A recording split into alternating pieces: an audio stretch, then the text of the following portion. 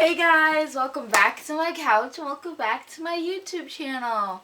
I'm so happy to see you guys again. So today we're just going to be answering some questions. I asked you guys if you had any questions regarding hair or my hair or just me in general, and you guys gave me questions. And they're all on Instagram. Once again, you can follow me on Instagram at _Diane_, so you don't miss out on opportunities like these.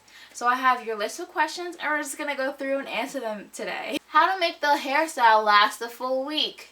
Girl, that is one for the books because I'm still trying to figure that out. I am still trying to figure that out. And you know what I have found out, what I finally found out about my hair, is that I can't make it last a week, and I wish I could. I remember I met this one woman, and she was on day 7 of her hair, and her twist out, it looked like day 2. Oh my goodness, I was so jealous. So what I found out with me personally is that, as I told you guys before, I have a lot of 4 in my hair. I have different textures. I have 4A, 4B, 4C. So the back of my hair would last a full week. The front of my hair, goodbye. It's gone after day 2. It's saying, sis, that's not our lifestyle. You know? And what I mean by the hairstyle is gone, I mean the defined twist or the braids that I do, the defined curl pattern that I do. It just goes back to my regular curl pattern, but a little bit stretched out, so you can't even see my defined curl pattern because it's not wet anymore. When you find the answer, let me know. I am so annoyed because my camera stopped recording, and I didn't realize it stopped recording, so I filmed the whole video. And I was just talking to myself. So, as I was saying before, well, not before, as I was saying like 15 minutes ago, I found out that I need to just do different styles with my hair. So what my favorite style to do is half up and half down, or sometimes I do flat twists. I really am trying to learn how to do cornrows properly because my fingers don't understand cornrows. My fingers are just so awkward and clumsy. But yeah, I just find out different styles to do with my hair that doesn't necessarily warrant it being all the way out. And it still looks cute and I still am able to work it. So, alright, what was the last question I asked? Alright, opinions about silk press and relaxers. So normally I get a silk press once or twice a year. I used to get it more often every 3 months, but I made a mistake of going back to back with straightening my hair. So I straightened my hair, it lasted for a little bit, and then I went to go get straightened again.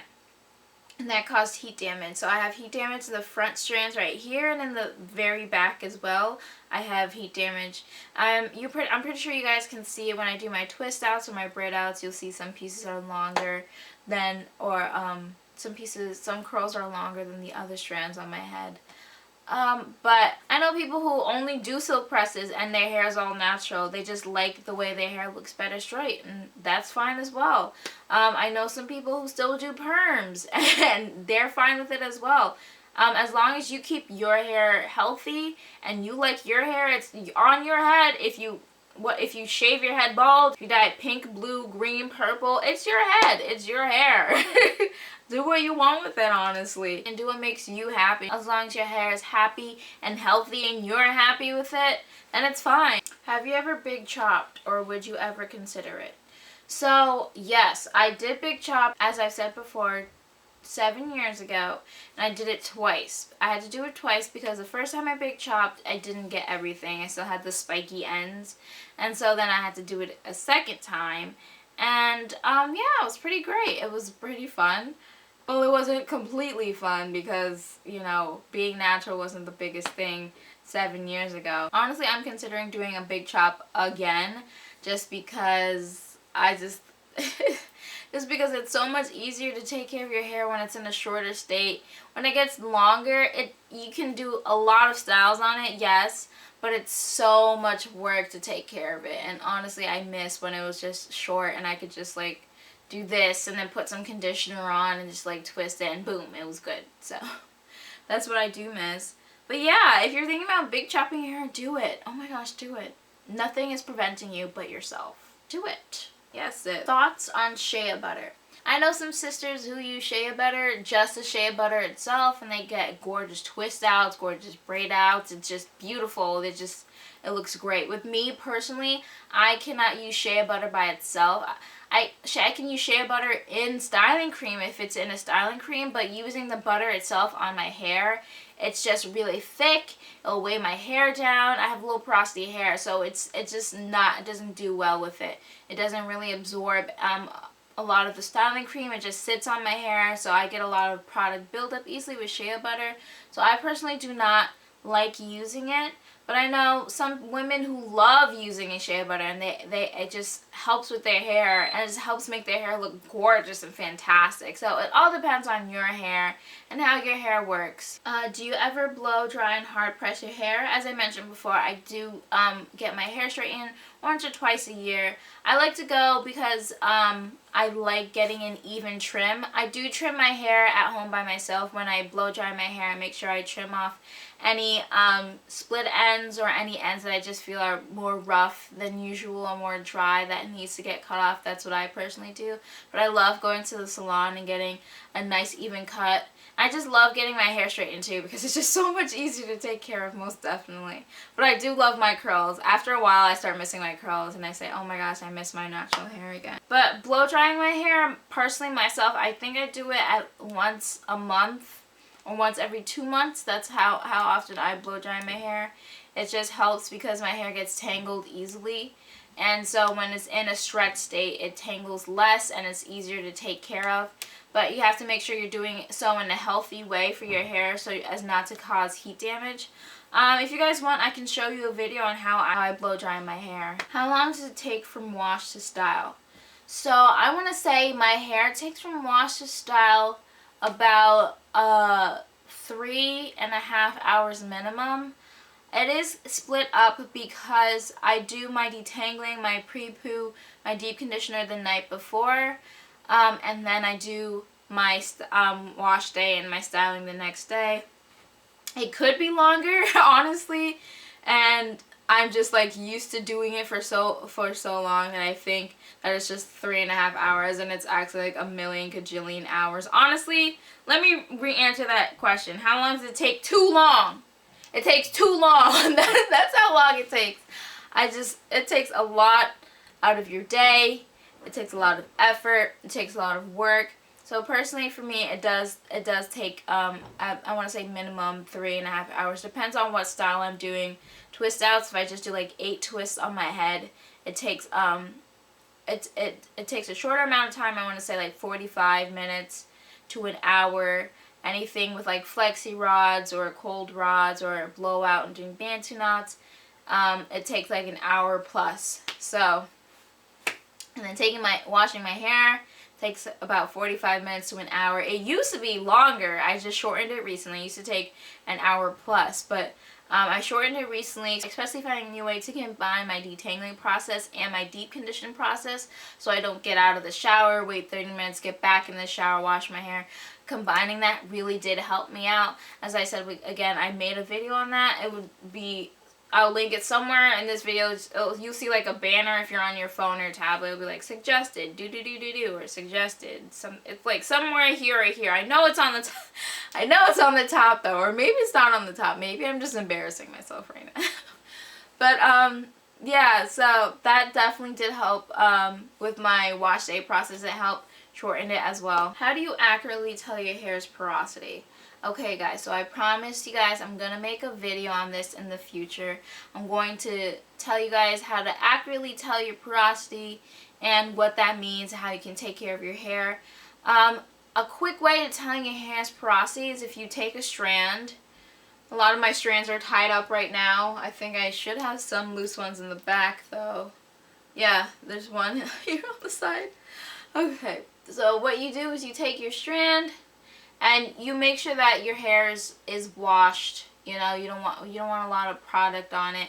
And you just run your fingers like this. You take it, you can't really even see my hair because my hair is so thin.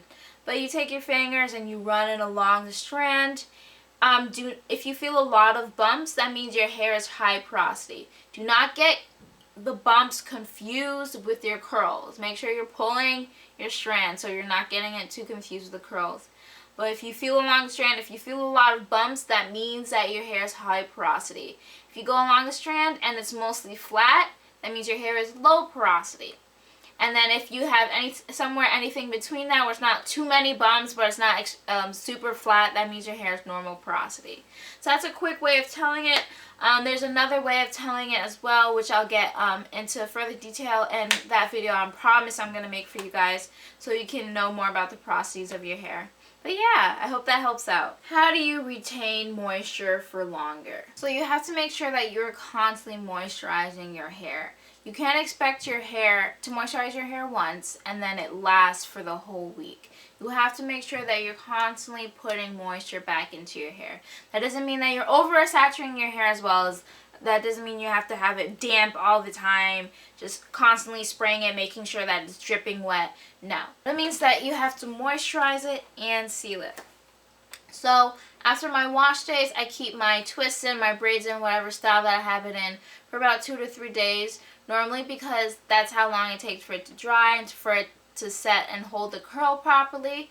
So having your hair in that protective styling with your own hair helps to keep in the moisture. The moisture is not coming out, it's not going anywhere, it's staying inside. But once your hair is out, once it's in a fro, once out of that styling method that you did, you want to make sure that you're moisturizing your hair every day. What I personally do is moisturize only in the mornings. I know some people who have to moisturize in the morning and at night as well. What I do is I take a spray bottle of refresher spray, or you can just use water, or you can use leave-in conditioner mixed up with water, or just a spray and leave-in conditioner, and you just make sure that you lightly wet your hair. You don't want it dripping wet, you don't want it soaking wet, you don't want it damp, you just want to lightly moisturize your hair. Otherwise you're going to lose your curl pattern as well if you wet it too much. So you lightly wet your hair. Then what I do is I take some oil and I put in a thin layer on my hands. Once again, I have low porosity hair, so I'm prone to product buildup. So I only put a thin layer on my hands, and then I make sure I seal in that moisture, which is very, very important. You want to make sure you're sealing in that moisture, especially if you have high porosity hair, because before you know it, your hair, that moisture will be out the window, will be out the door. It would have left. It would be like you wouldn't have moisturized your hair at all. So you want to make sure that you're having an oil to seal in that moisture you're putting back into your hair. So that is what I personally do. I do that every morning. I spray it, put a thin layer of oil on my hands, and then I make sure I seal it in. Sometimes my hair does not need to be moisturized that day, and I can sense like, oh, okay, it's doing well, it's doing good. I just put in a thin layer of oil on my hands, and I make sure that it's still keeping in whatever moisture that is in my hair that day. So oil is very important to retaining the moisture in your hair. You want to make sure you seal in that moisture. It's not enough just to moisturize your hair, you have to seal it in.